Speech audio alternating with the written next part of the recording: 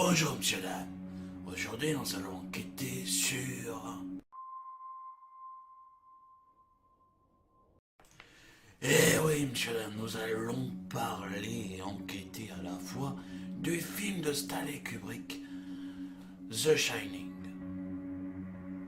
Film mythique pour l'époque, puisque le film est tiré du roman de Stephen King. Avec un acteur tout de même aussi mythique que... comment dire, que le film en lui-même, Jack Nicholson, qui nous prouve encore une fois que Jack Nicholson est un vrai fou. Mais découvrons tout d'abord l'ouverture du film, messieurs dames. Et voici, messieurs dames, la première scène du film où on découvre le lieu magnifique où Jack Torrance se rend pour son nouveau travail qui sera garder l'hôtel durant tout l'hiver, en espérant qu'il ne devienne pas fou. Bien évidemment, nous voyons cette scène qui est magnifique et qui nous, comment dire, qui nous montre à quel point il sera à la fois seul et vulnérable, car ce lieu est vide. Car oui, il sera à l'hôtel où il sera fermé durant tout l'hiver. Et il n'y aura personne d'autre que lui et sa famille. Mais continuons notre enquête, monsieur dame. Monsieur dame, comme nous avons vu dans cette scène, donc qui est l'ouverture du film, ce grand panorama magnifique et ce contexte beau à la fois, nous pouvons voir que nous allons ressentir avec nos héros la solitude ainsi que le renfermement. Puisque oui, nous allons apprendre plus tard dans le film que Monsieur Torrance donc va être le gardien pour l'hiver de l'hôtel qui sera fermé. Car, comme dit le directeur de l'hôpital, pardon, de l'hôtel, cela coûterait beaucoup trop cher pour eux de laisser l'hôtel ouvert. Mais, nous allons regarder une autre preuve que le petit Danny a certains pouvoirs psychiques. Regarde. Dans la scène que nous regardons actuellement, messieurs, dames, nous voyons le fils de Jack Torrance, Danny, qui est dans la salle de bain et qui se lave les dents. Mais il discutera avec son ami imaginaire, Tommy. Enfin, imaginaire. Façon de parler, monsieur dame, hein. Parce que quand on voit comment il parle, on dirait qu'il parle avec un adulte. Et qu'il est adulte lui-même. Mais, ce que Danny demande, c'est que, est-ce que son père va avoir le job? Et le petit Tommy lui dit oui. Et c'est là que des images bizarroïdes va lui apparaître dans sa tête et qui va tomber dans ses pommes, ce qui inquiétera fortement sa mère. Mais continuons sur notre lancée d'enquête, monsieur dame. Monsieur dame. Et oui, le petit Danny doit être une sorte de médium, puisque dans la scène que nous avons vue, il parle à une autre personne qui est en lui, le petit garçon qui habite dans sa bouche, comme il dit. Mais... comment dire, ce que cette voix lui dit, le petit Danny devra avoir peur, mais il le prend bien, Donc, il doit être conscient qu'il doit être un peu, comment dire, spécial, et que la voix doit être réconfortante. Mais,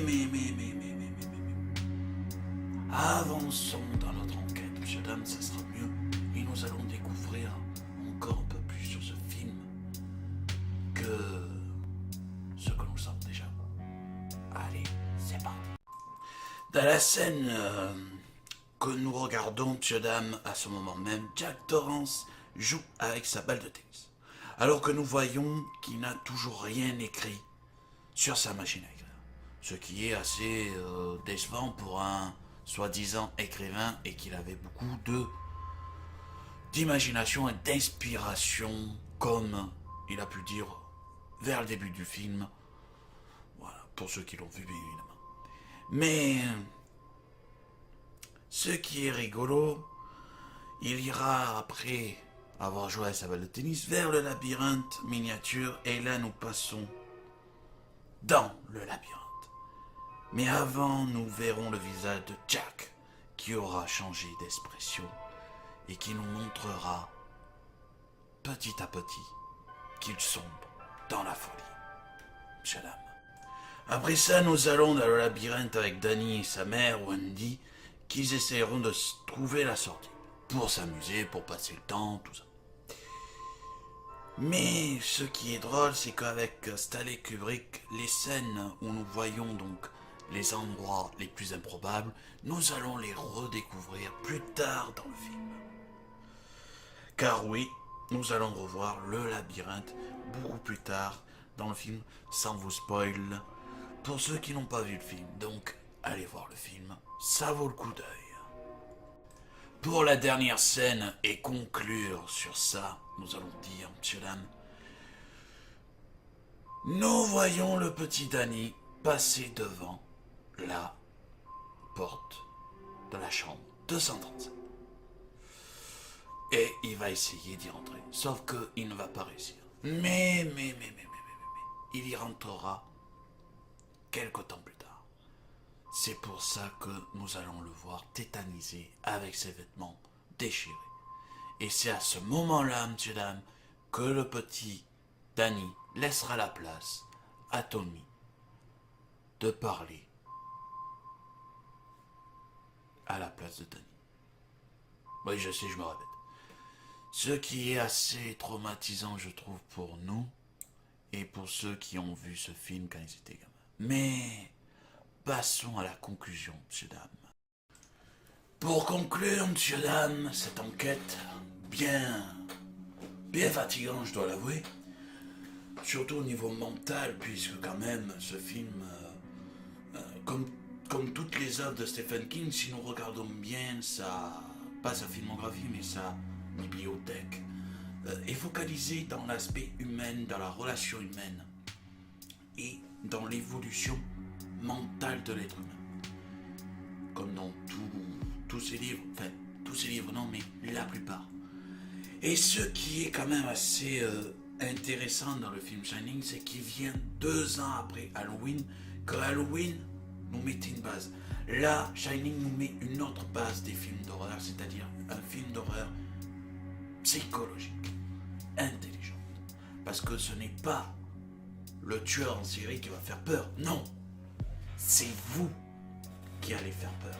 C'est la personne tout à fait normale et innocente qui sera le méchant. Mais malheureusement, dans tous les livres de Stephen King, ne sont pas toujours bien représentés au cinéma. Nous avons eu malheureusement encore la mauvaise surprise de La Tour Sombre et ça de 2017, chapitre 1, que je compte y revenir dans une prochaine vidéo. En tous les cas, les amis, j'espère que cette vidéo t'aura plu. Laisse un petit commentaire et un pouce bleu si tu as envie et à t'abonner, ainsi que aussi je voulais vous dire, monsieur, dame, qu'il va y avoir une nouvelle série de films, série de vidéos qui sera consacrée à du hors-sujet, de vieilles vidéos que Batounet avait fait et que je compte reprendre et voir un œil plutôt neuf et aussi critique que possible. Passez une bonne journée, une bonne soirée, un bon après-midi. Au revoir, monsieur.